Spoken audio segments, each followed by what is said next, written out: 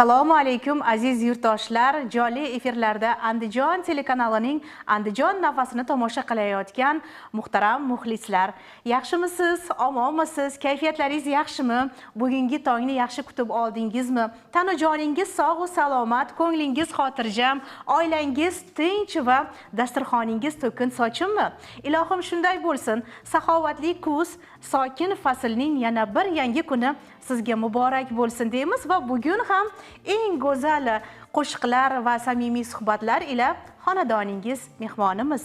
Juda ham to'g'ri aytasiz Gulmira opa. Demak, bugun Andijon nafasi dasturini betakror va go'zal Andijonimizni madh etuvchi yoqimli tarona barchamizni qalbimizdan, yuragimizdan joy olgan Andijonim taronasi bilan boshladik. Buning uchun albatta yana bir bor ijodkorlarimizga, ustozlarimizga minnatdorchilik bildiramiz va assalomu alaykum aziz tomoshabinlar, qadrli yurtdoshlar. Kuz faslining so'nggi 3-oyning 1-sanasida Andijon nafasida erta tongda jonli efir orqali uchrashib turganimizdan benihoya mamnunmiz.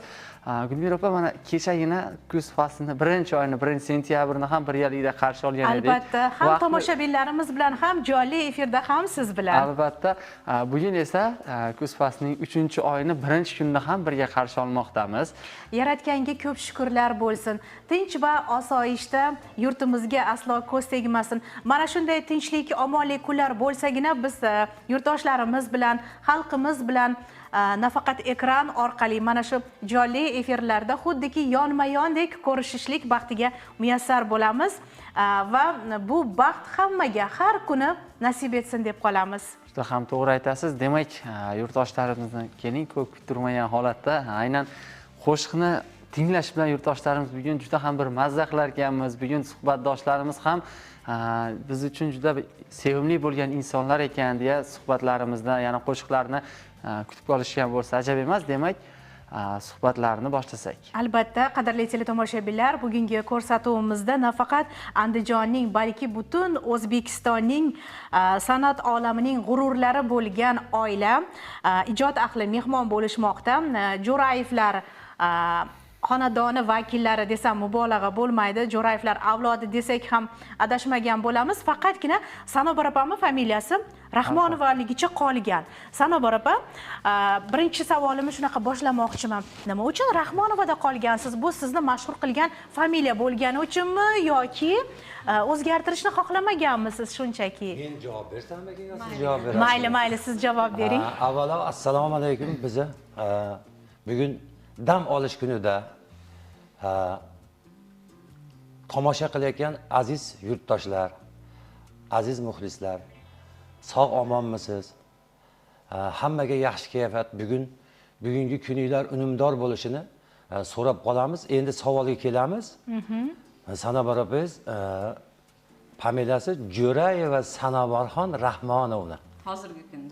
Hozirgi kunda. Pasportini ko'rsataymi yo? Pasportim cho'ntagimda turibdi, rostda.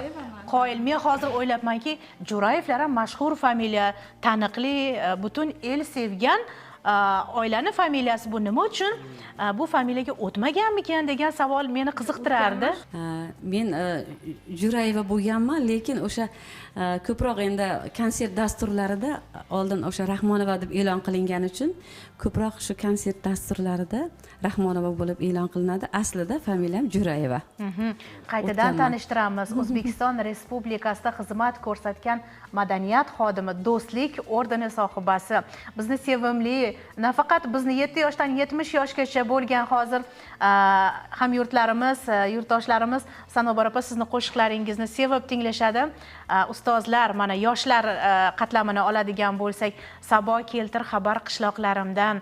Andijonim qo'shig'i esa hamma andijonliklarni bir yuragiga boshqacha faxr, g'urur baxsh etadi. To'g'risi jo'shqinlanib ketaman mana shu qo'shig'ingizni eshitganimda. Televideniya orqali, radio efirlarimiz orqali ham bu qo'shiq efirga uzatilganda nazarimda, tasavvurimda ko'pchilik olqishlayotgan va qandaydir o'rnidan turib ketayotganga o'xshaydi-da, boshqacha kuylangan.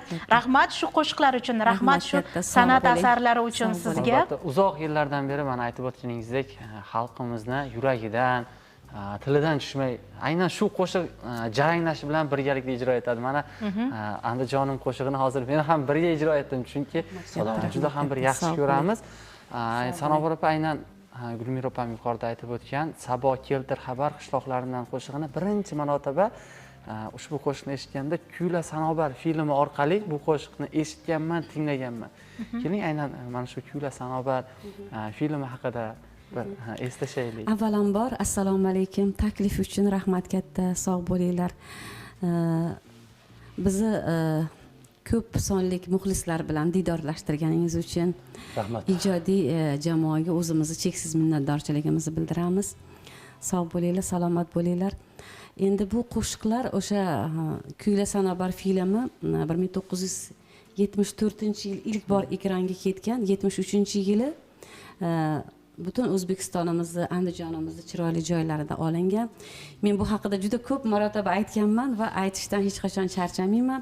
O'sha paytdagi davlat rahbari Sharof Rashidovning buyruqlari bilan, o'sha kishining sa'y harakatlari bilan bu film dunyoga kelgan. Rejissyori Hojimurat Ibragimov juda ko'p ustozlarimizni sa'y harakatlari bilan juda ko'p insonlarni o'sha paytdagi Andijon viloyatini hozirgi til bilan aytganda hokimi Bektosh Rahimovni juda ko'p mehnatlari, o'sha paytda juda ko'p xalqni o'sha Bog'i Shamolda bo'lgan syomkalar, Shirmonbuloqda bo'lgan syomkalar, shu xalqni shu yerga olib chiqib juda katta kuch, juda katta mehnat bor bu yerda. Fursatdan foydalanib o'sha paytdagi shu filmning yaralishiga, dunyoga kelishiga va xalqqa bir taqdim etilishida ishtirok etgan ustozlarimga, rejissyorlarga, barcha insonlarga o'zimni cheksiz minnatdorchiligimni bildiraman. Sog' bo'lishsin ilohim. Endi qo'shiqlarimiz shu paytgacha elni tilidan tushmasdan shu hozirgacha hozirgi tilda aytganimizda reytingini yo'qotmay kelishini sababi avvalambor Allohning berilgan bir ne'mati deb bilaman. Qolaversa o'sha bizni o'zimizni xalqchil lapar qo'shiqlarimizga o'xshab shu so'zlari oddiy yozilganligi uchun, musiqalari oddiy yozilganligi uchun, ayniqsa shu qo'shiqlarim ichida ustozlar qo'shig'im har yili shu 1-oktyabrda biz uchun aziz bo'lgan ustozlarning bayrami bo'ladi.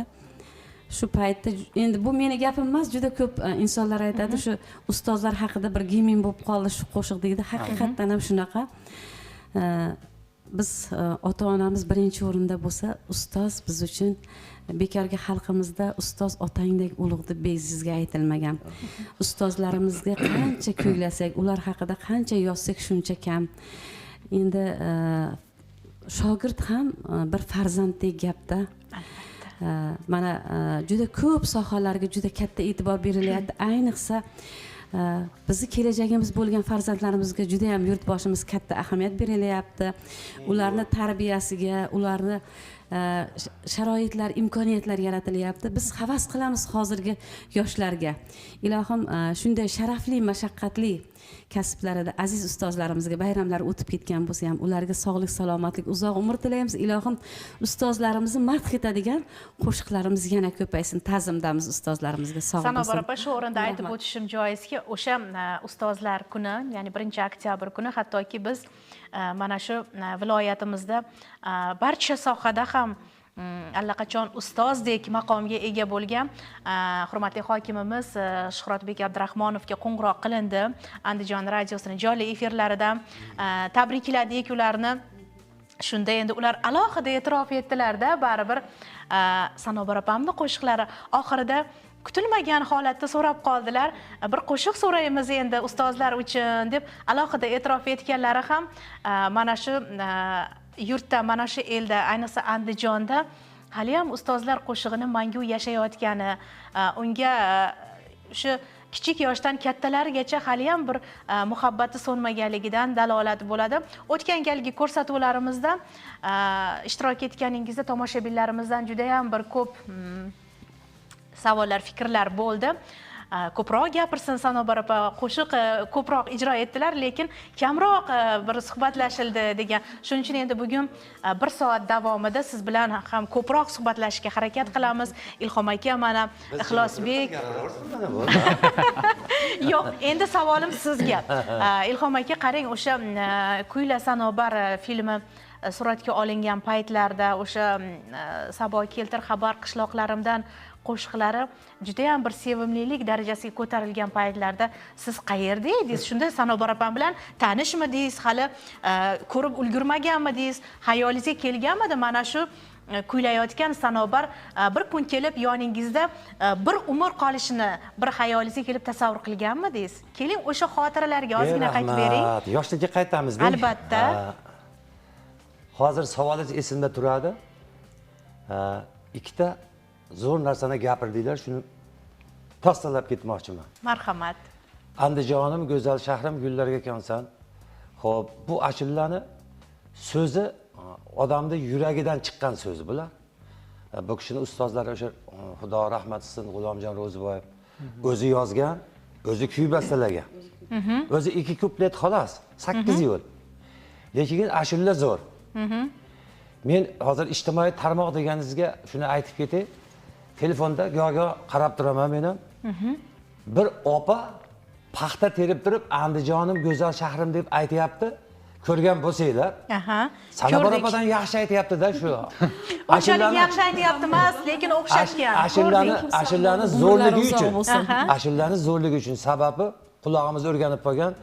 Haqiqatdan men Sanobar opa bo'lolmaydi, hech kim boshqa odam bo'lolmaydi. Lekin ashulla odamlarda yuragiga singib ketgan ashulla uchun. Ikkinchisi ustozlar. Nima sabab ustozlar? Dunyoda o'sha ota ulug' bo'lsa, otadan keyingi turadigan inson ustoz.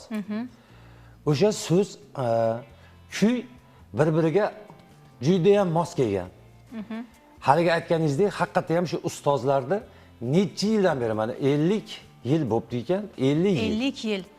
50 yildan beri masalan bilamiz, har o'sha 1-oktyabrda Sanobar opa talash bo'ladi. Bizga borsin, bizga chiqib bir yil o'sha markaziy televideniyadan juda ko'pchilik bizdan xafa bo'ldi, kelmadinglar deb. Sabab viloyatimizda tadbir bo'lyapti, xo'p, tumanimizda bo'lyapti. Xullas, mahallam hammada ustozlar kuni. O'sha so'z zo'r, ashulla zo'r, o'sha odamlarning yuragiga borib o'rnashgan. Endi bu hali savolga kelsak, Sanobar opa bilan hamma biladi. Biz bitta joydanmiz, bitta qishloqdan. Juda yaqin. Uyimiz, otalarimiz uyi yaqin bo'lgan. O'sha siz aytmoqchi, bitta maktabda o'qiganmiz. O'sha ustozlarda aytganda, siz aytmoqchi, endi mo'ljal qilgan bo'lsam kerak-da. Shuni aytayotgan odam men yonimga keladi. Bitta oliygohda bitirganmiz, o'sha joyda o'qiganmiz. Bitta kasbda mana necha yildan beri birgamiz. O'sha bu avvalo taqdirot. Taqdir bizga shu bir-birimizga hali mayog'ini aytganda yulduzimizga to'g'ri kelganmi? Mana turmush qurganimizga yaqinda 50 yil bo'ladi. Ko'p aytganmiz, yana 4 ta farzandimiz bor. 10 tadan oshiq nabiramiz bor. Xudoga shukr, haligi kelin kuyov shovida aytadi-yu, baxtli oilalardan bo'lib yuribmiz. Mana bitta savoliga shuncha sirni ochdingiz Ilhom aka. Mana yana bitta narsani qo'shib ketishni xohlardim. Mana keyingi yillarda juda ko'p mana o'zimiz viloyatimizda bo'ladigan mana bu yil 34 yilligini nishonladik mustaqilligimizni. Har yili shu Navro'z bayramlarida, mustaqillik bayramlarida albatta shu mustaqillikka bag'ishlanadigan, Navro'z bayramiga bag'ishlanadigan bitta qo'shiq qiladi, oilamizni fidoyisi bu yoqda. O'zi shu yozdiradi, qo'shiqlarda nima qiladi. Ilohim baxtimizga umri uzoq bo'lsin. Ilohim yurtimizda shunaqangi chiroyli bayramlar bo'lsin. Hali ilohim niyatlarimiz juda ko'p.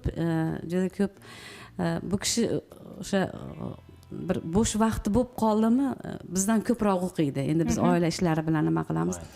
Shu bir keyingi paytlarda shu telefonlarda ham juda bir chiroyli bir so'zlar, she'rlar chiqib qoladigan bo'lsa, darrovda shu torini oladida ozgina diring qilib telefonga yozib qo'yadi-da, keyin yana ertasiga yana 2 yo'lini yozadi. Shunaqa qilib endi umri uzoq bo'lsin ilohim. Lekin o'zi ham shoirlikka da'vogarligi yo'q-ku, lekin chiroyli so'zlar yozib, musiqa yozib turadi. Baxtimizga umr uzoq bo'lsin, ilohim mana. Ayting, siz sir ochyapsiz, Sanobar opam indamay o'tirmaydi-da. Mayli, ilohim. Yurtimiz tinch bo'lsin, bayramlar ko'paysin. O'sha bayramlarga biz kuchimiz yetgancha baholi qudrat qo'shiqlarimiz bilan o'z hissamizni qo'shaylik.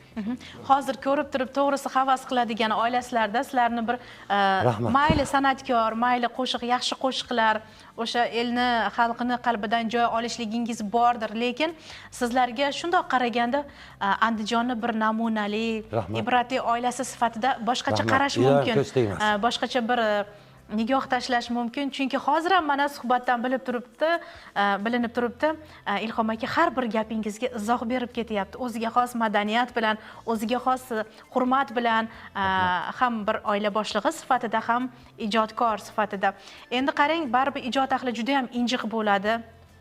Sanobar opani fe'l-atvorini ham ijro etayotgan qo'shiqlaridan, Sanobar opa bilan suhbatlashganda yoki shunday yuzlariga qarab turib, injiq tabiat, bir so'zga ham, qo'shiq, musiqaga ham injiqligini, talabchanligini ko'rish mumkin. Lekin hozir aytib o'tib ketdi, qo'shiqlarimizni mana shu inson bizga topib beradi. Qanday bir kelishib, qanday bir uyg'unlashtira olasiz bularni fe'l-atvoriga mos kelishini, bir endi uzoq yillik yashaganimiz, bir-birimizni tushunganimiz demang. Baribir san'atkorni, har bir san'atkorni o'ziga yarasha talabi, o'ziga yarasha injiqligi bo'ladi.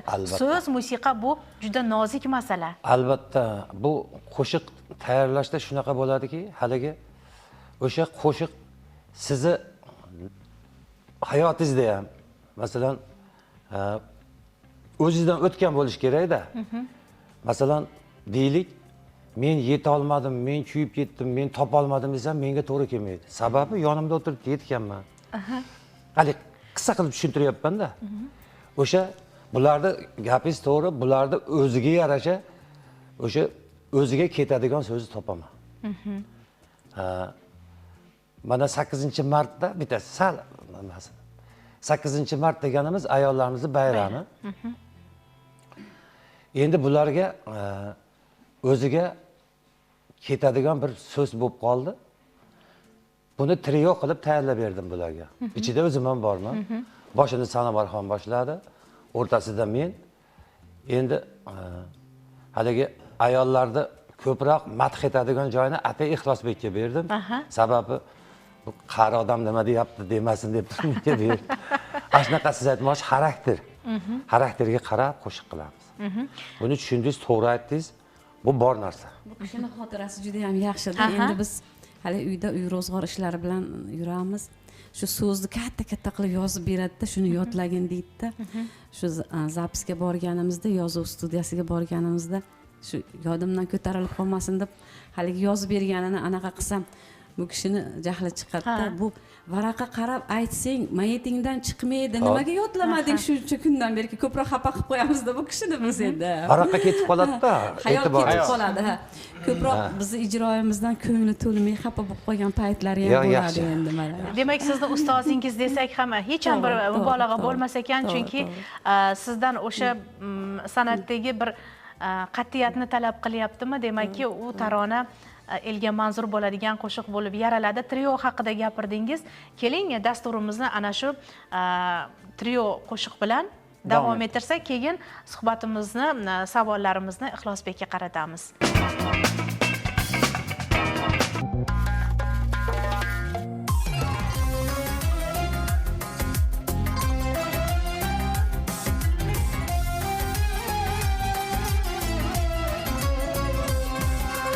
Beşik kuchib allalar aytgan,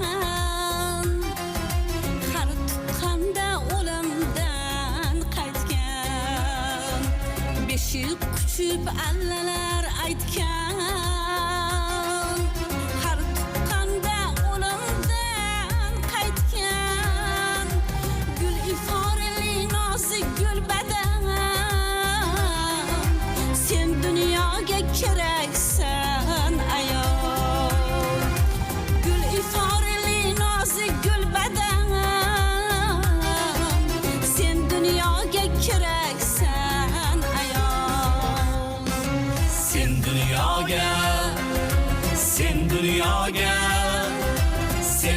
dunyoga keraksan ayol.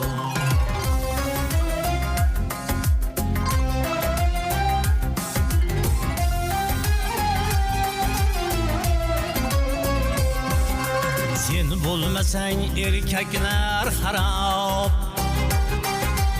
orzu umid ertaklar sarob. Sen bo'lmasang erkaklar xarob, orzu umid ertaklar sarob. Mayli ba'zan bersang ham azob, sen dunyoga keraksan ayol. Mayli ba'zan bersang ham azob, sen dunyoga keraksan ayol. Sen dunyoga, sen dunyoga, sen dunyoga keraksan ayol.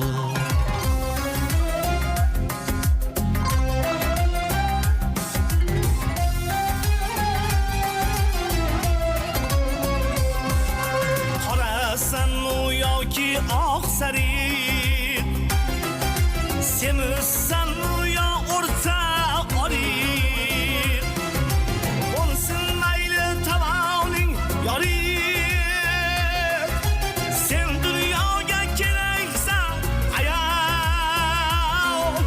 Sen dunyoga keraksan ayol. Har bir millat yashashi uchun, qo'rqmay qadam tashlashi uchun, har bir millat yashnashi uchun, qo'rqmay qadam tashlashi uchun, har zamonda har kecha har kun sen dunyoga keraksan ayol. Har zamonda har kecha har kun sen dunyoga keraksan ayol. Sen dunyoga, sen dunyoga, sen dunyoga keraksan ayol.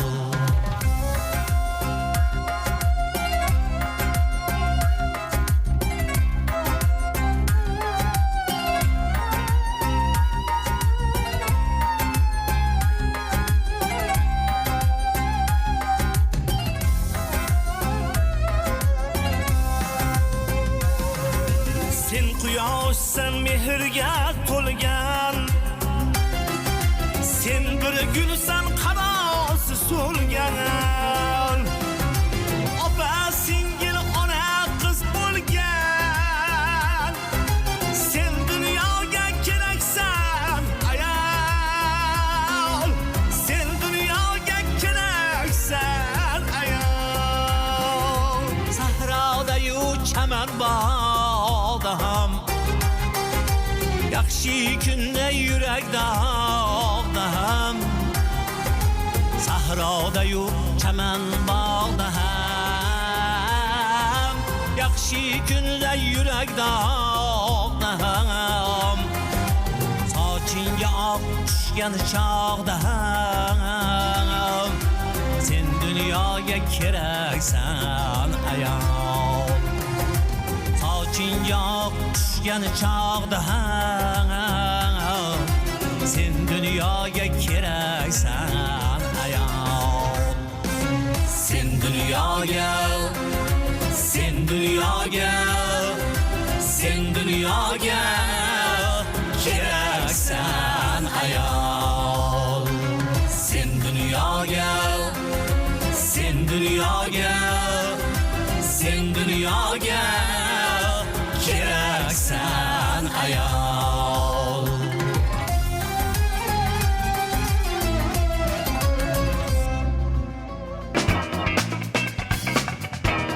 yurakka yetib boradigan so'zlar tanlovi bo'lgan, musiqasi ham bir juda ham bir o'ziga xos tarzda sayqallangan Ilhom akani mahorati ekan. Maqtayaptilar sizni ishora bilan, imo bilan. Sanobar opam juda ham bir bu qo'shiqqa boshqacha muhabbat, boshqacha bir e'tibor qaratilgan ekanda. Qarang, ayollar uchun o'ziga xos e'tirof, motivatsiya bo'lgan ekan bu tarona. Shu viloyatimizda o'tkazilgan bosh tadbirda ijro etgansizlar. Mana shunda birinchi marotaba eshitib juda ham bir ta'sirlanganmiz, chunki ayollarimiz butun dunyoga, har birimizga kerak, chunki onalarimiz, opa-singillarimiz bu biz uchun eng buyuk va muqaddas zot desam hech ham adashmagan bo'laman, chunki har birimizni jismimizga jon o'z onalarimizdan o'tadi. Shuning uchun onajonlarimiz, opa-singillarimiz hamisha sog' bo'lishsin baxtimizga. Qarang, so'zlarini tanlovini qarang. Alohida oddiy tushuntirilganda haqiqiy bir o'zbek ayoli ko'z oldingizga keladi. O'zbek ayolida qanaqa sifatlar bo'lsa hammasini qo'shiqda namoyon qilingan. Ayniqsa haligi joylari yoqdi. Semizmisan, oriqmisan, sariqmisan, qoramisan? Juda bir tanlanganda marvaritdek bo'lsa ham degan joyi. Qarang, shu Baxtimizga onajonlarimiz sog' bo'lsin, ilohim. Ularni madh etadigan qo'shiqlar yana ham ko'paysin, ilohim, sog' bo'lsin. keling, mana shu qo'shiqqa ozgina bir ta'rif berib keting. Yaralish tarixiga ozgina bir to'xtalib keting. Ilhom aka, sizni ishora qilyaptilar, Sanobar opam. Demak, bu qo'shiq g'oyasi sizdan chiqqan. Siz aytmoqchi, qo'shiqning ichida ayollarda hayotida o'tadigan hamma narsa jamul-jam. So'zni boshida o'sha beshik quchib allalar aytgan, har tuqqanda o'limdan qaytgan. Qarang, Endi bu so'zni tushunmaydigan odamzod yo'q-da, haqiqatda ham. to'g'ri. Bu ayol o'sha bir insonni yaratish paytida bitta o'limdan qolar ekan. Biz o'sha yoshi katta odamlardan eshitganimiz, ayol kishini shu chinchalog'i chiqib qolar ekan, xolos. U yoq o'tib ketar ekan. Shu Allohim qudratli yo'l bersa, eson-omon bag'riga bosar ekan. So'zni kuchli so'z bo'lsa, insonga shunaqa ta'sir qiladi. Shu so'zni o'qigandan keyin o'zimga ta'sir qildi-da. Siz aytmoqchi, o'sha ko'zim oldiga Sanobarxonning varianti keldi-da. O'sha birinchi nimasini bu kishiga berdik. Endi ikkinchi yo'liga kelyapti. Sen bo'lmasang erkaklar harob, orzu, umid ertaklar sarob. Sarobni hamma tushunadi, bu hayol degan. Hayot. Endi buni dedim, men aytay dedim. Sen bo'lmasang erkaklar harob, orzu, umid ertaklar sarob. Xo'p, endi qorasanimi yoki oq sariq, mayli bo'lsin tovoni yoriq. Endi buni ixlos xarakteriga to'g'ri kelar ekanda bunga berdim. Shu bilan mana o'sha 3 kishi aytadigan qo'shiqda trio deyiladi. Mana to'g'ri esimizga soldi. O'sha 8-mart viloyatimizda xotin-qizlarda katta bayramida shuni biz birinchi ayollarimizga tuhfa qilib olib chiqdik. Birinchi kuni ashida aytildi. Premyerasi bayrami. Premyera ashida bo'ldi. Bayram kuni bo'libdi. Endi ayol bu ona. Ayol bu opa, singil, masalan sevimli yor. O'sha ayol degan so'z ichida hammasi kiradi. Bu qo'shiqda o'sha bayramda aytganimizdan keyin ko'p tadbirlarda so'rashib aytib beringlar, aytamiz. Ilohim baxtimizga ayollarimiz sog' bo'lsin. Ayollar dunyoga kerak bo'lib yursin. Video klip ishlanganmi bunga? Bizda video klip, ashulamiz o'zi klip. 3 kishi 3 ta qahramon ishtirok etyapti-ku, muhimi. To'ppa-to'g'ri, juda ham bir ma'qul javob bo'ldi. Ha, shunday. Sanobar opa, siz nimadir demoqchisiz shekilli bu qo'shiq borasida. Ixlosbek yuzlansakda musiqani yaratilishi uchun albatta so'zni ahamiyati kattaligini aytmoqchiman.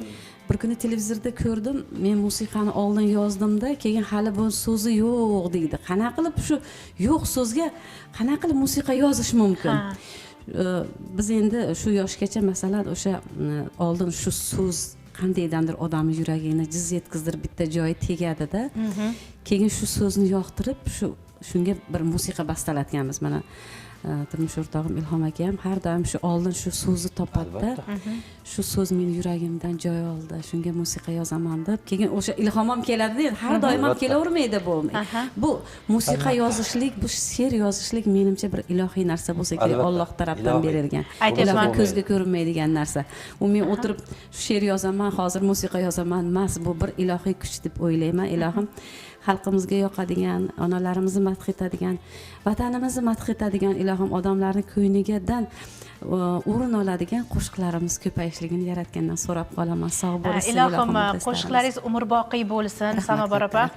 Chunki aytdim-ku yuqorida, bitta qo'shiqni mana Ilhom akani yuragini jizillatgan satrlar sizga ham, sizni ham yuragingizni jizillatgani bu endi baribir yaratganni o'zi bir yuqtirmasa bunaqa holat yuzaga kelmaydi. Ta'sirlanish bo'ladi, ijodkor ahlida yurak bo'ladi-da, muhabbat bo'ladi. U necha yoshda bo'lishidan qat'iy nazar baribir umuman atrofga, insonga sevgi, ishq boshqacha bo'lgandagina mana shunaqa sevimli qo'shiqlar dunyoga keladi deb o'ylaymiz. Ixlosbekka yuzlanmoqchiman. Ixlosbek bu oilada el yurt ardog'idagi Ilhom Jo'rayev, Sanobar Rahmonovani farzandi bo'lish, ularni qo'lida kamol topish, o'sish siz uchun ham baxt, ham juda katta mas'uliyat. Onangizdan, otangizdan xalq qanday bir katta narsani kutadi? Sizdan ham xuddi o'sha narsani kutib turadi-da. Bu hali yosh yoki endi o'rganadida degan narsa xalqni e'tiroflari orasiga tezgina kira olmaydi. O'zingiz qanaqa fikrdasiz? Siz nima deb o'ylaysiz? Mana shu insonlarning farzandi ekanligingiz sizga o'zi nima beradi? Qanaqa mas'uliyat, qanaqa vazifa, umuman qanaqa hissiyotlarda yurasiz siz? Nima bilan yashayapsiz? E'lon qilishayotganda aytaman-da, shu Ilhom Jo'rayevni Sanobar Rahmonovani o'g'li deb e'lon qilmay tur deyman. Avval chiqib odamlar sal bir ko'nglini olib, ma'qul bo'lib olaylik o'zimiz, keyin undan keyin e'lon qilgan deymiz. Sababi o'sha mas'uliyatsiz aytmoqchi. Yuki bor baribir. Yuki bor. Salobati bor. Salobati bor. Odamlarga sal o'zimiz ma'zur bo'lgandan keyin birdaniga shu Ilhom Jo'rayevni o'g'li ekan, Sanobar Rahmonovning o'g'li ekan deb e'lon qilmagan shu. O'shani mas'uliyati meni yelkamga tushib qoladi. Men chiqib ayta olmay qolaman deyman. Sir bosadi deysizmi? Sir bosib qoladi. Shuning uchun biz aytgan mas'uliyat yelkaga tushib qoladi-da. Avvaldan shuni e'lon qilib qo'yadigan bo'lsa, boshqacha nazar bilan tinglashni boshlaydi-da. Avval o'zimizni xotirjam chiqib aytib olay men deyman, keyin e'lon qilgin deb aytaman-da. Shu e'lon qiladigan odamga. Endi baxtimizga ota-onamiz sog' bo'lsin, umrlari uzoq bo'lsin. Hamisha yaxshi farzand bo'lishga harakat qilyapman, endi qo'limdan kelganicha. Ilhom aka, Sanobar opa, Sharobiddin? Albatta, Ixlos aka, mana bilamiz, ikki buyuk san'atkor xalqimizni ardog'idagi insonlarning farzandi ham shoirdisiz. Qayerda ko'rmaylik, albatta doim yonlarida birga qo'shiqlarda ham. Endi shoir sifatida yuzlansak, sizga aynan shoirlar ustozlarining oldida birga qo'shiq ijro etishga yoki umuman ustozlarining oldida albatta hayajon yoki birozgina qo'rquv hislari bo'ladi. Aynan siz ustozlaringiz, ota-onangiz bilan ilk bor sahnaga chiqqaningizda yoki bugunga qadar sahnada chiqib qo'shiq ijro etayotganingizda hayollaringizdan nimalar o'tadi? Qo'shiq aytishimiz gapirishdan oldin ham dadam bilan repetitsiya qilib olaman-da uyda. Oddiy suhbatlashish uchun ham tarbiya. Dadam o'zini maniga ayam tushuntiradi. Uni dadamning siri bor qandaydir. Men bitta gapni gapiraman deb turib, gapimdan toyilib ketib qolaman-da. Keyin nima desam ma'qulroq bo'larkin deb. Endi ayniqsa keyin xizmatga birga borsak ham oldida qo'shiq aytishga qandaydir haligi siri bosib turadi. Endi hozir Ilhom akadan so'ramasdan javob bering-da savolga. Hozir repetitsiya qilmaysiz, tayyorgarlik ko'rmaysiz. Endi o'zingizni fikringizni aytasiz bu yerda hozir. Shu baribir sirlari bordir. Odatdachi o'g'il bolalar otasiga ko'proq yaqin bo'ladi, otasi bilan sirlashadi. Qiz bolalar onasi bilan shunaqa bo'ladi. Lekin tarbiyani bitta yo'nalishini ko'rdim hozir bu yerda, baribir oilada otani ustunligi juda ham bir alohida e'tiborga molik bo'lgan holat mana shu oilada ham bor ekan.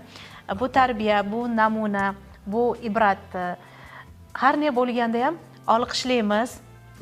Sog' bo'ling. Juda bir endi Ilhom aka, siz Sanobar opa Ixlosbekni ham farzand sifatida ko'rganingizda, ham shogird sifatida, ham ijodkor sifatida ko'rganingizda sizni fikringiz qanaqa bo'ladi? Onasi hech qachon yomon demaydi-ku. Marhamat. Yo, gapiring. Buni Gapiring. gapira olmayotganim sababi borda. Xo'sh. Qachon shu dadasidan bir gaplashmoqchi bo'lsa, bir narsadan ruxsat so'ramoqchi bo'lsa, bularning ikkalasini o'rtasida elchi menman. Shunaqa. Demak, hozir ham javobsiz berar ekansiz birinchi bo'lib. To'g'rilab, endi uyat betlarini nima qilib turib, to'g'rilab dadasiga nima qilib, haligi nima desam bo'ladi. Chiroyli qilib tushuntirib, shu so'ragan narsasini yo'q demaydigan qilib, to'g'rilab chiroyli qilib aytaman. Keyin dadasi ko'proq endi baribir xatolarini nima qilib keskin gapirib, men anaqa deyman, manaqa deyman, aslo ixlosni hozir kelsa deyman. Qandaydandir bilmayman, boshqa onalardan ko'ra ko'proq menda shu 4 ta farzandim bo'lsa, nabiralarim bor. Shu o'zim farzandlarimni ham shunaqa avaylayman, ko'nglini shunaqa avaylayman, lekin bola ota-onani ko'nglini unaqa avaylamaydi. Shu bir har doim katta odamga o'zini fikrini hozirgi yoshlar shappa aytib qo'yadi. Menda unaqa odat yo'qda. Shu narsani shunaqa qilsak yaxshi bo'ladi, shu narsani mana shunaqa qilsak yaxshi bo'ladi deb ko'proq dadasini qaytarib turaman. Dadasi shu bu fikrlaringiz aytmangda, men o'zim chiroyli qilib tushuntirib qo'yaman, ana qilib qo'yaman deb ancha joylarini haligi hozirgi til bilan aytganda aranjirovka qilib, keraksiz joylarini olib chiroyli qilib aytsak, ha mayli, unaqa deydi-da. Keyin bir narsalarga ko'nmay tursa dadasi, yo endi dadasi endi mana qildi, bir nima qilsangiz o'zi aytgan gapiga nima qilmasa ham yo'l yo'rig'ini qig'izdirtirib keyin endi baribir ona nima desam bo'ladi. Ona endi oilani vazirida, shunaqada endi. Rahmat. Har bir yangi yaratgan qo'shiqlarini albatta birinchi tinglovchisi, birinchi tanqid qiladigani bizmiz. Tabiiyki. Endi o'ta siltab bo'lmabdi bu, manaqa desangiz, bu dunyoda nima nozik, ko'ngil nozigida, insonning ko'ngli nozigida. Nafaqat bolalarimni, kelinlarimni, boshqa insonlar bilan gaplashganda ham biz bu dunyoga bir marta kelamiz. Bir insonni ko'nglini vayron qilsangiz, Ka'bani vayron qilgan bilan barobar bo'lar ekan. Endi o'zimni maqtagan emas. Kim bilan muloqotda bo'lsam, kim bilan gaplashsam farzandlarim bilan, albatta shu muloyimligi bilan, yaxshiligi bilan bu dunyoda qisqagina umrimizda bizdan nima qoladi? Yaxshi, xayrli ishlarimiz, yaxshi gaplarimiz qoladi. Shuning uchun iloji boricha bir qo'shiqlarda bir yengil-yelpi so'zlar bo'lib qolsa, bir qayeridir, qaysidir bir musiqaga o'xshab qolsa, shuni bir chiroyli qilib tushuntiramiz. Qo'shiqlari mana o'zini muxlislari bor. Kelajakda bitta ikkita aytsa ham ko'p qo'shiq aytmasin. O'zi ashulachini elga, yurtga tanishishi uchun 100 ta qo'shiq aytish shart emas. Bir dona qo'shig'i elni nazariga tushsa, elni dilidan joy olsa, o'sha qo'shiq bilan chiqib ketib qoladi. Ilohim, ozgina bo'lsa ham, sozgina bo'lsa ham shu insonlarni qalbidan joy oladigan, insonlarni bir quvontiradigan, qalbidan joy oladigan qo'shiqlarni yaratsin, elimiz, yurtimiz ardog'ida bo'lsin. Endi nima desam bo'ladi? O'zbek onasidaqa bolaga mehribon inson hech qaysi bir davlatda bo'lmasa kerak deb o'ylayman. Men nafaqat o'zimga, barcha onalarga farzandlarini kamolini ko'rib yurishligini tilab qolaman shu qatorda. Sanobar opa, mana ayni damda Ixlos akamni mana shu juda ko'p har bir xarakterlarni ta'riflab o'tdingiz, ijod tomonlama. Keling endi mana qo'shiqni triodan eshitdik, aynan uchalangizdan. Endi Ixlosbek akamni o'zlaridan biror bir qo'shiqni birgalikda eshitaylik.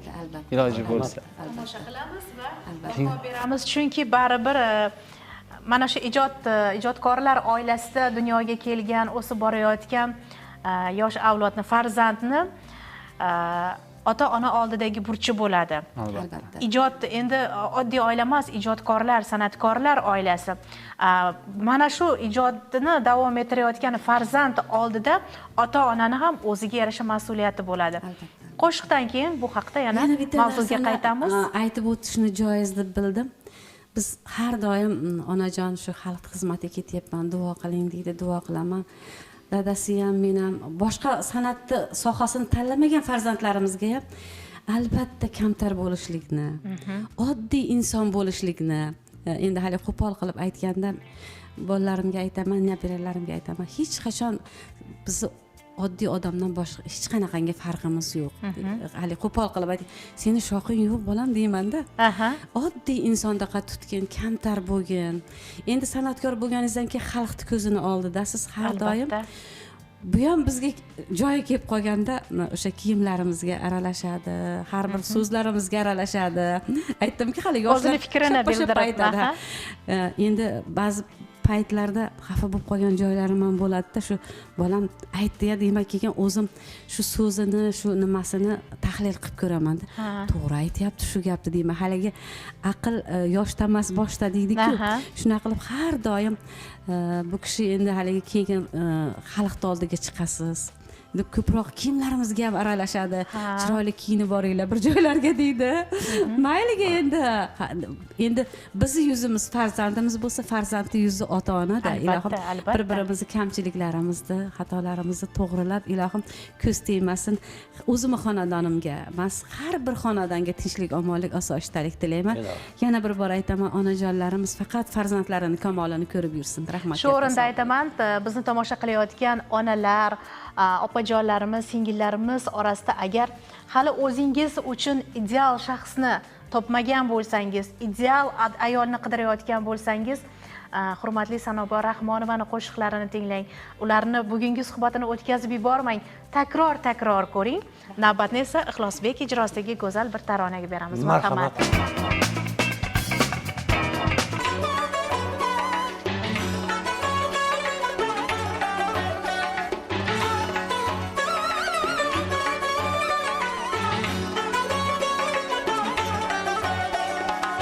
Kuylasam davrada ayladi yallo, qoshi kamon ekan qomat a'lo. Kuylasam davrada ayladi yallo, qoshi kamon ekan ko'zlari shahlo. Qaymakondan ekan bilolmamaslo, qaymakondan ekan bilolmamaslo. Xush fe'l ekanda hurul qabarno, xush fe'l ekanda hurul qabarno. Yor o'shal yorga shaydo bo'ldimi, bir ko'rib netay mubtalo bo'ldimi. Yor o'shal yorga shaydo bo'ldimi, bir ko'rib netay mubtalo bo'ldimi.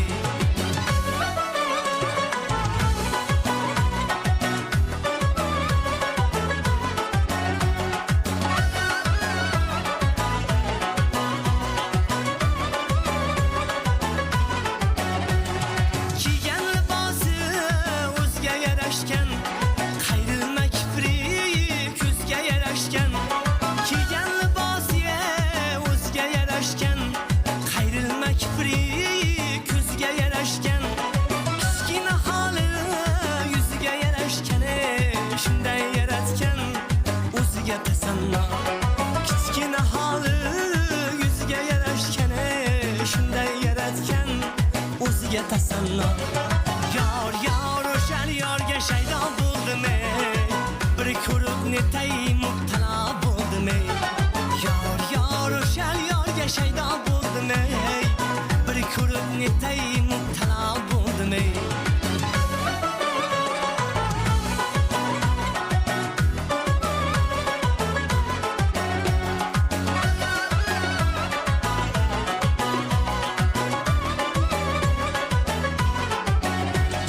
Aqlimni o'g'irlab ko'zlar yo'qoldi, yo boqqanim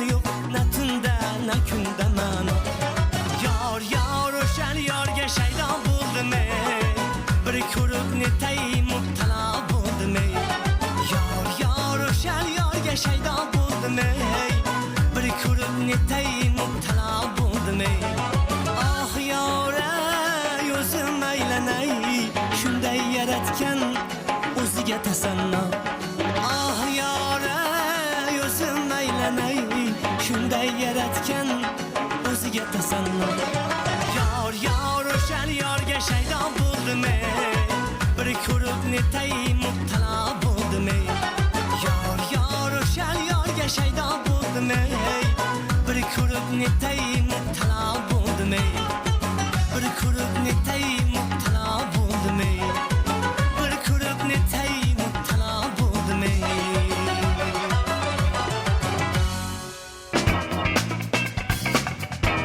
bugun qo'shiqlar kuylanyaptimi? Ularni yaralishiga, ularni tarixiga qanday bir sizni qo'lingizga kelib qolgani haqida gaplashamizda.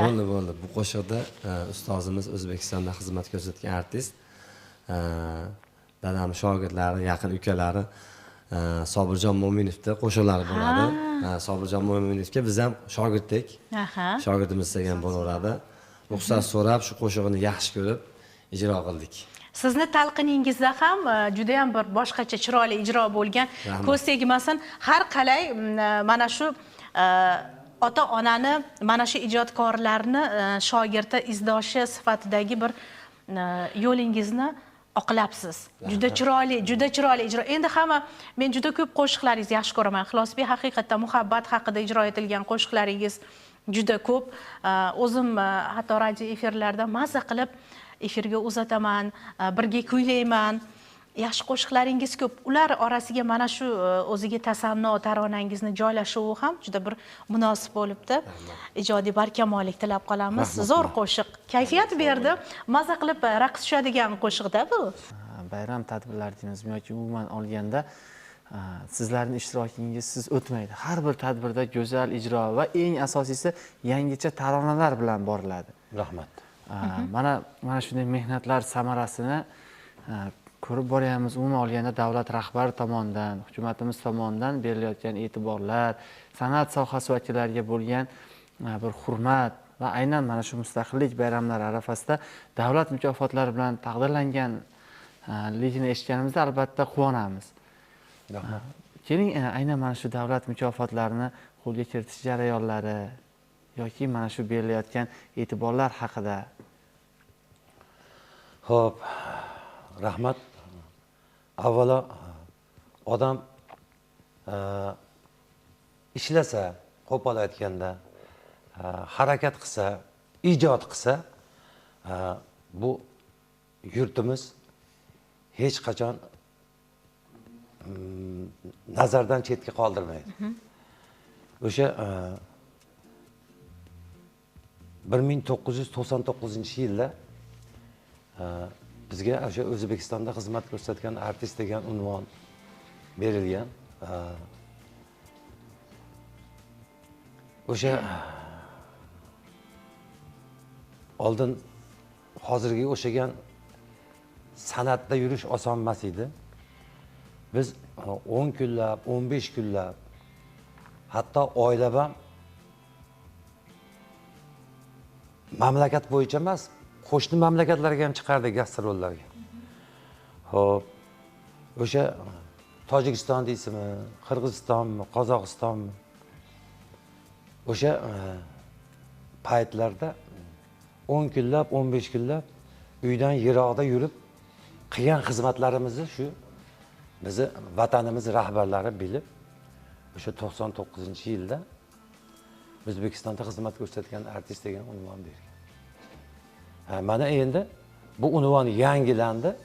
Mana Sanobarxonga o'tgan yili 24-yilda deymizda, endi 2024-yilda O'zbekistonda xizmat ko'rsatgan madaniyat xodim. Endi bu gap agar qo'polroq bo'lsa kechirasizlar. Endi bitta narsa borki, odamni unvoni bo'lgani bilan atrofdagi xalq, masalan, muxlislar tanimasa, uni qadri bo'lmasa kerak. Foydasi yo'q desam. Endi Sanobar opani xalq taniganiga 50 yil bo'ldi, masalan. Men ham shunga yaqinlashib qoldim, 50 yil bo'lib qolay dedim. Mayli, lekin baribir bitta joyi bor. Hali qilgan xizmatingizga o'sha narsa yuk bo'lib bosadi. Shuncha yurganim bekorga ketmabdi-ku. Shuncha yurganimni xalqimiz, vatanimiz rahbarlarimiz bilibdi-ku degan narsa bo'ladi. Bu hamma uchun zarur narsa. Iloji bo'lsa, men hozir hammasiga berib chiqqan bo'lardim. Ruhlantiradi-da, san'atkor, ijodkorni ruhlantiradi. Odamni ruhlantiradi. Lekin o'shanga yarasha bo'lsa, albatta. O'shanga yarasha bo'lsa, bitta ashullam bor meni. Ma'murjonlar tovushi ajratib avj olishi, hamon dilni kuydirar, Sheralini xonishi, oson bo'ldi kunda bir yangi yulduz yonishi, san'atkorman degan ko'p, san'at kimlarga qoldi? Yo'masam qayerlarda qoldi? Ha. O'sha hali aytganimiz, o'sha vatanimiz bergan unvonlari, medallari yarasha bo'lish kerak demoqchiman. Sizlar bunga loyiq insonsizlar. Chunki 2 yil davomida shu respublikamizning juda ko'p hududlarida konsert dasturlarida birga yurdik.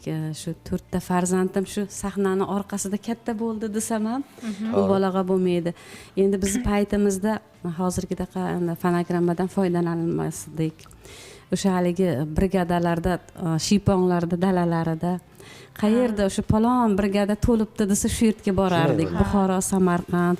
Shu Samarqandga ikkinchi farzand, birinchi farzandim 2 yosh, 3 yosh edi. Shu chekka hududlariga konsert qo'ygani ketardik. O'sha Samarqandni markazida gostinitsaga kelgunimizcha tong otardi. Kelsak bizga yangi boradigan joyimiz e'lon qilinardi. Choy ichsak ichardik, bo'lmasam yo'q, yana ketardik o'sha paytda. Ketardik, mana 50 yil mana san'atda yurgan bo'lsam, o'sha paytdagi zahmatlarim evaziga 2017-yilda do'stlik ordeni bilan taqdirlandim. Muhtaram yurtboshimizni o'sha bir san'at va madaniyatga bag'ishlangan bir selektorda chiqib, bir ikki og'iz meni haqimda bir iliq so'zlarni gapirdi-da. Endi avvalambor Yaratganga shukr aytaman. Shu kishini meni haqimda gapirgan gapidan keyin men qaytadan bir dunyoga keldim desam ham mubolag'a bo'lmaydi. Shu kishini nimasidan keyin bir necha yillardan beri shu ekran yuzini ko'rmay qo'ygan o'sha Kuyla Sanobar filmi o'sha kunni o'zida ekranga chiqdi. Men har yili turmush o'rtog'im bilan shu mustaqillik bayramini konsertini ko'rib, ich-ichimizdan endi haligi inson har doim orzu bilan yashaydi-da. Albatta. Endi hayolimga ham keltirmaganman, lekin juda havas qilardim shu mustaqillik bayramida chiqqanlarni ko'rib. Shu oxirida ayniqsa shu yurtboshimiz san'atkorlar bilan chiqib qator ko'rishganda beixtiyor shu ko'zlarimdan yosh chiqib ketardi-da. Qaniydi shu konsertlarda biz ham bo'lsak degan xayollarda bir o'tib ketardi xayollarimiz bir chekkasidan. O'sha yili Xudoga shukr shu ko'p yillik tanaffusdan keyin mustaqillik bayramini konsert dasturida qatnashish menga ham nasib qildi. 25 yillik tanaffusdan keyin joylari jannatda bo'lsin ustozimiz Sherali Jo'rayev ham ko'p yillik tanaffusdan keyin konsertga bir 2 kun 3 kun qolganda bunaqa katta konsertlarga bir oy tayyorgarlik ko'riladi. Butun respublikamizdan san'atkorlar boradi. Shu judayam quvonib ketdim men. Nafaqat o'zim shu konsert dasturida chiqayotganimdan, shu endi juda ko'p yillik uzoq 25 yillik tanaffusdan keyin ustozimiz Sherali Jo'rayev o'zbegimni kuylaganda shu odamlar shu ashulasi tugaguncha o'rnidan turib chappak cholib turdi-da, xalq sog'inganda. O'tirmadi joyiga, to'g'ri. Shu bir necha qo'shiqlarimni bir-biriga ulab shu popuri qilib kuyladim. Endi u paytdagi quvonchimni, u paytdagi hayajonlarimni til bilan hozir ham hayajondaman, ta'riflab bera olmayman. 2024-yili yana shu muhtaram prezidentimizni tashabbuslari bilan O'zbekistonda xizmat ko'rsatgan madaniyat xodimi berildi, shaxsan o'zini qo'lidan oldim. Biz 2 kun 3 kun tayyorgarlik ko'rdik-da, shu so'zga chiqadigan minnatdorchilik bildiradigan insonlar qatorida men ham bor ekanman. Shunchalar hayajonlanganimdan bir 2 kun uxlamadim, hattoki shu matnni kechqurun kechasi bilan yodlayman, ertalab tursam, qarang, yana mas'uliyat shunaqa katta-da, endi yurtboshini qo'lidan olishlik. Endi bu meni orzularim shuncha yildan keyin. mana mustaqilligimizni mana necha yildan beriga Navro'z bayramlariga, mustaqillik bayramlariga o'zimiz baholi qudrat qo'shinlarimiz bilan qatnashamiz. Juda ko'p joylarga konsertga borsam, O'zbekistonda xizmat ko'rsatgan artist deb e'lon qilishardi-da meni. Televizorda ham ashula aytyapsam, shu pastdan yozuvchilar ketardi, yozib ketardi. Uyalardim-da men. Mana farishtalar omin degan ekan. Mendan ko'ra muxlislarimiz juda xursand bo'ldi. Juda ko'p tabriknomalar bo'ldi. Shu yurtboshimizni qo'lidan olganimda haligi yodlagan so'zlarim butunlay esimdan chiqib ketdi-da. Minnatdorchilik bildirdim. Shu ichimdan bir titroq keldi.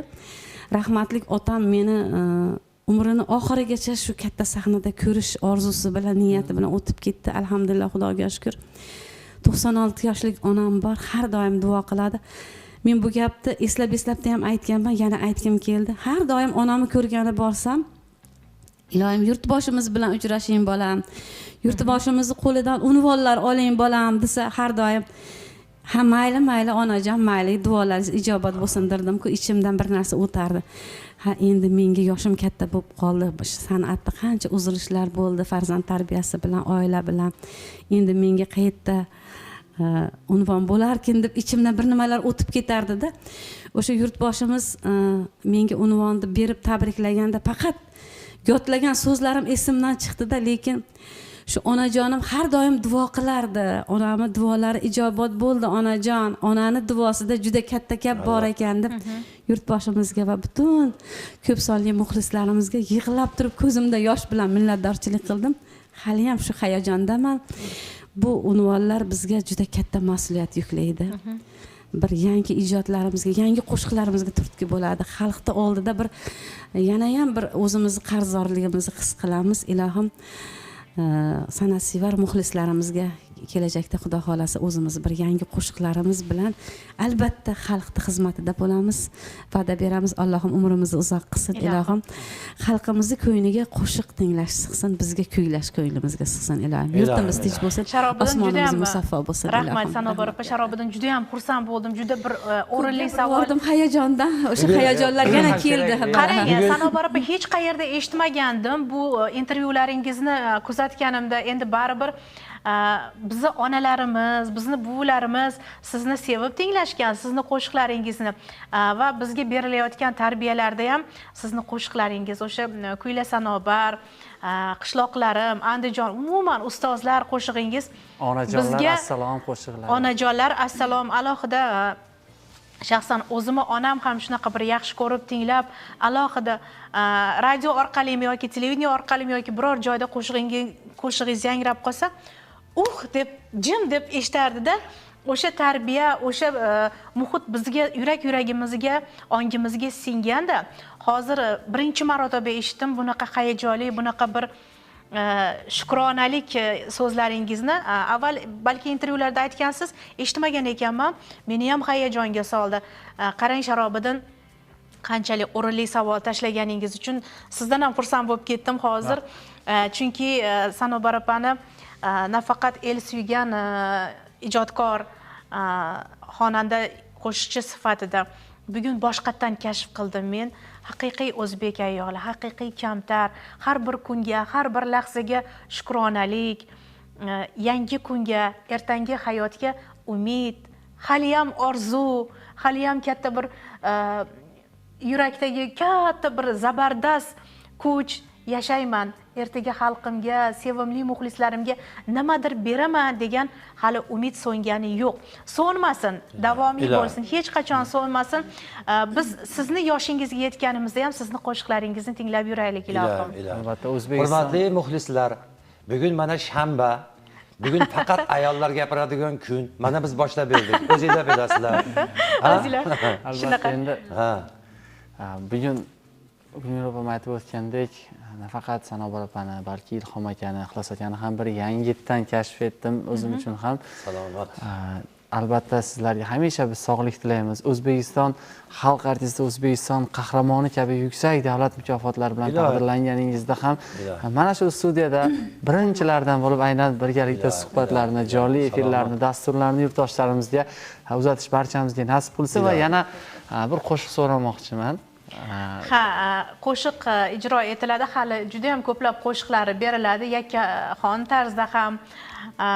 Yana Sanobar opa bilan Ilhom akani yana bir og'izdan fikrlarini olaylik, chunki tomoshabinlar eng qiziq joyiga kelganda, yakunlab qo'yishdi-ya degan fikr bo'ladi-da baribir. Qarang, Ilhom aka, Sanobar opa hozir mana shu san'at yo'lidagi yosh avlod vakillariga, mana shu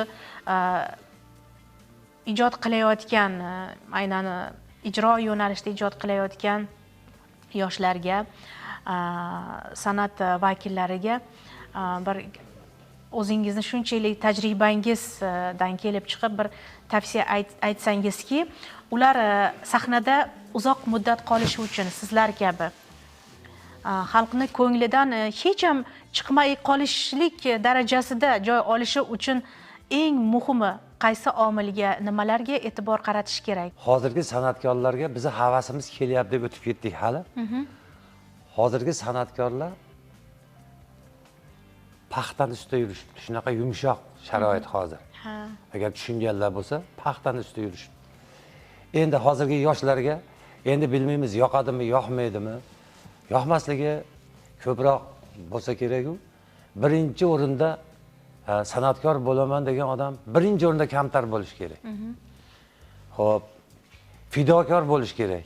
O'sha o'zining ishiga, o'zining mas'uliyatiga, o'sha yaratayotgan asariga. Sababi biror narsani yaratdimi, shundan o'sha eshituvchi bir oziq olsin. Bir tarbiya olsin. Ya bo'lmasam bir narsani kashf etib olsin. Haligi birorda ota haqida aytsangiz, otasini oldiga 3-4 kun bormagan odam kallasiga keladi-da, ota deb ashula aytyapti. Otamni bugun ko'rib qo'yay. Shunaqa narsa bo'lsinki, odamlarga berayotgan narsasi odamlarga bir nima deymiz? Ta'sir qilsin. O'sha nafi tegsin demoqchiman. Hozirgi yoshlarimizga shunaqa sharoitlar bor, shunaqa zo'r, nima desangiz bor. Endi eski gapga o'tib ketib qolmasa, mana Sanobarxon biladi. Bitta ashulani bir kunda ham zo'rg'a yozgan kunlarimiz bo'lgan. Bir soatda 10 tashlayotgan kunimiz ham bo'lgan. Sababi hozirga o'xshagan birinchi yo'lda aytib turib, ikkinchi yo'lda dam olib kelib keyin aytasiz degan sharoit yo'q edi. Endi hozir hamma aytayapti-yu, nima 1 2 3 4 5 6 desa ham ashula bo'lyapti. Endi yoshlarimiz iloyim o'zbek xalqimizga 100 yillab, 150, 200 yillab qo'shiqlari qolib odamlar maza qilib eshitadigan san'atkorlar bo'lsin. Pokiza bo'lsin, kamtar bo'lsin, halol bo'lsin, vataniga sodiq xizmat qiladigan yigitlar, qizlar bo'lsin. Mening tilagim shu. Endi sahna o'zi bir juda ko'p ustozlarimiz aytadi, sahna muqaddas joyda. Albatta. Endi yoshlarimiz ko'proq shu san'atkorlarga taqlid qiladi-da.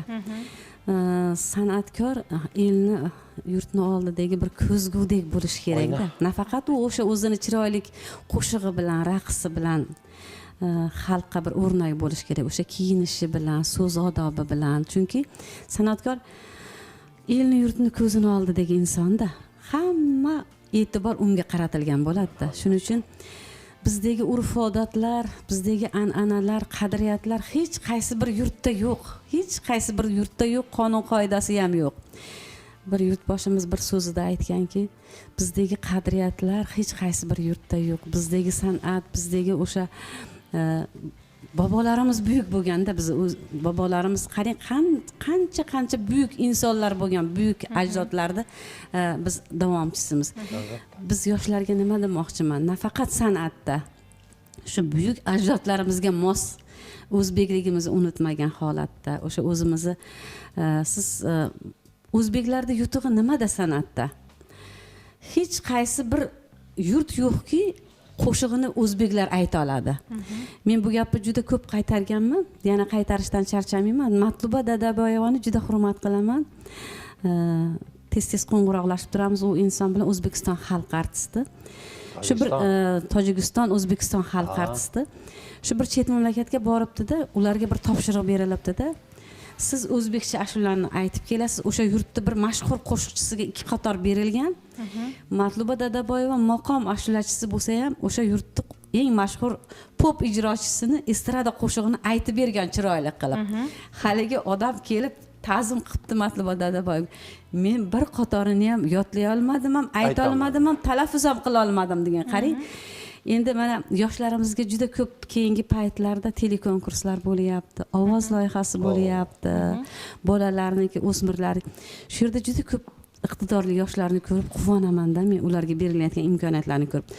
Ko'proq shu chet el qo'shiqlarini ijro etishadi. Bu yomon emas. Bu imkoniyatidan foydalanish kerak. Bu bizning yutug'imiz bu.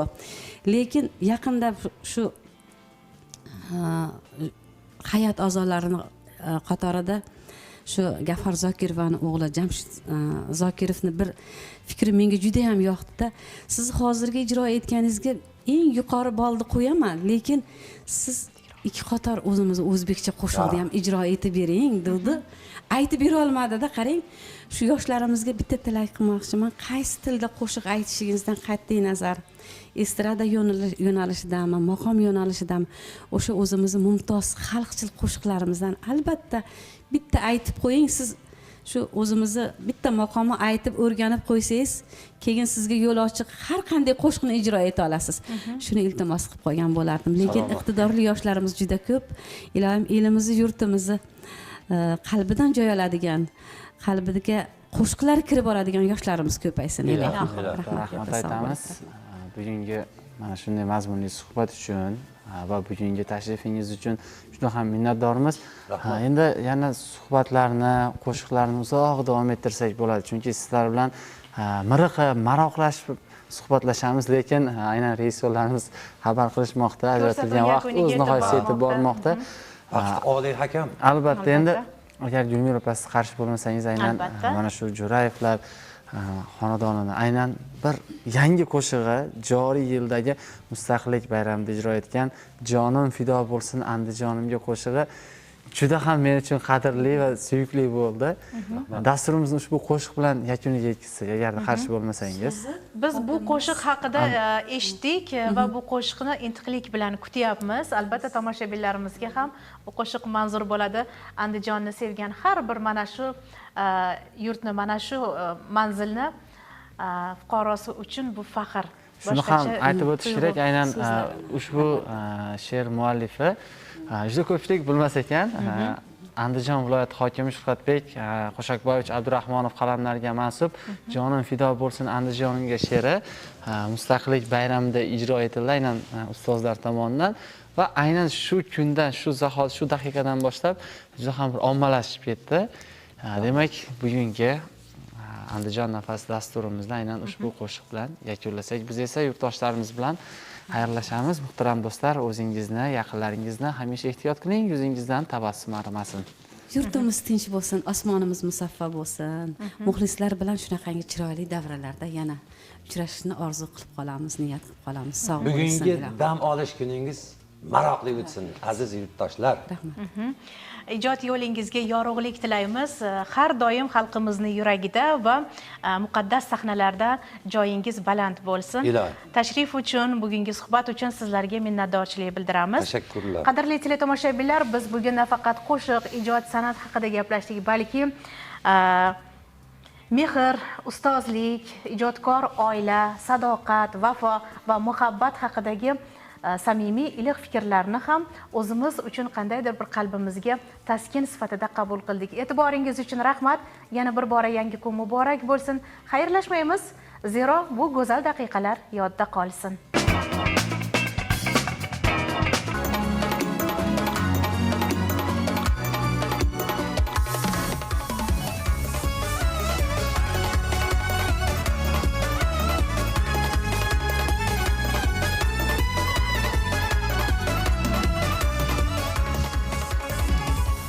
Daryo kabi oqarkan shoshib, goh sokin gohida to'lqindek toshib.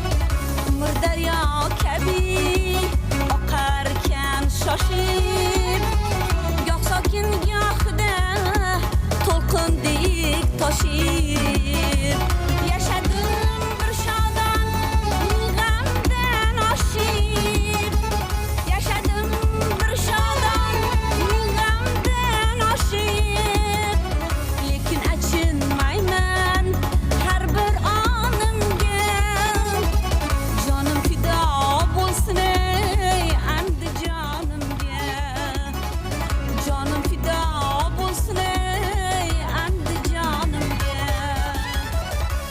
fida bo'lsin, jonim fida bo'lsin, jonim fida bo'lsin Andijonimga.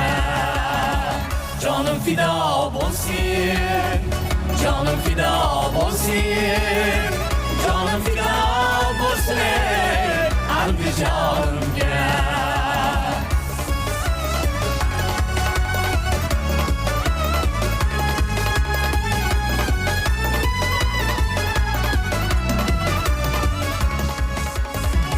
Gözümden ötgenin özüm bildim, halkım yurtum için yaşadım yıldım.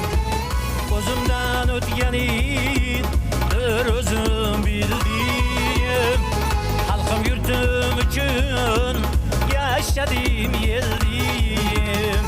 Men asli şu için dünyaya geldim, men asli şu için dünyaya geldim. Vatan ishqi singan bu qon qonimga, jonim fida bo'lsin ey Andijonimga. Jonim fida bo'lsin, jonim fida bo'lsin, jonim fida bo'lsin ey Andijonimga. Jonim fida bo'lsin, jonim fida bo'lsin, jonim fida bo'lsin Andijonimga.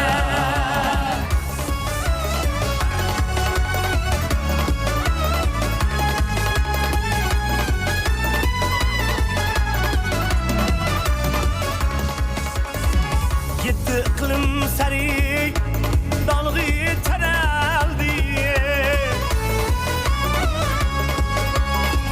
cennet mekan diye kayda yarattı. Min havas min hasad birlal qarabdi, kunchilar duolar yog'ar nomimga. Jonim fida bo'lsin Andijonimga, kunchilar duolar yog'ar nomimga. Jonim fida bo'lsin ey Andijonimga. Jonim fida bo'lsin, jonim fida bo'lsin, jonim fida bo'lsin ey Andijonimga. Jonim fida bo'lsin, jonim fida bo'lsin, jonim fida bo'lsin ey Andijonimga. Jonim fida bo'lsin, jonim fida bo'lsin, jonim fida bo'lsin ey Andijonimga.